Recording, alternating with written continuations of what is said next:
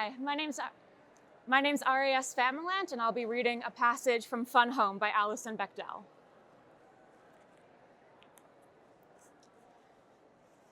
Dad worked back in the inner sanctum, the embalming room. This smelled of bacterial soap and embalming fluid. It was dominated by a porcelain enamel prep table and a curious wall chart. I didn't normally see the bodies before they were dressed in a casket, but one day, Dad called me back there.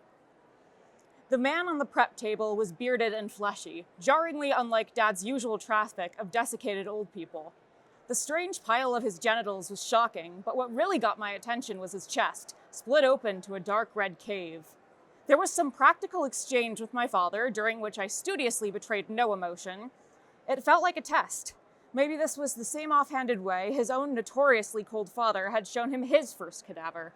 Or maybe he felt that he'd become too inured to death and was hoping to elicit from me an expression of the natural horror he was no longer capable of. Or maybe he just needed the scissors. So I chose Fun Home because when I first realized that I was queer, I thought that no one else would believe that I was queer until I read this book, and so I thought it was required reading. And I read it as a teeny tiny 10 or 11-year-old, and out of the entire book, that passage was the one that shocked me because it has this image of like a naked man with his chest carved open being embalmed. And I remember reading it in the eye doctor waiting room and being like, I can't have this in public. And I was so worried that like someone was about to come and like take me away or take the book away and be like, you shouldn't be reading that, you dirty, evil child, or something like that. And so I was uncomfortable with it. I'm not gonna lie, but the fact that so many other people would react to this discomfort by saying no one else can read this, we need to get rid of this. And for the sake of children like me, they're like, a child might read this and be uncomfortable.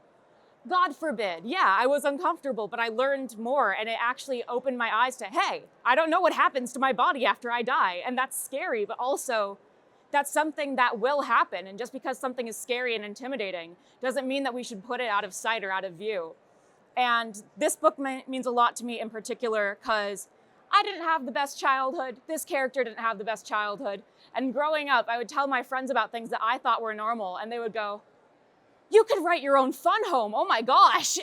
And so this book showed me like everything that was toxic about it in it felt normal to me. And then my friends had to be like, you know that that's a tragedy, right? You know that this book is a drama?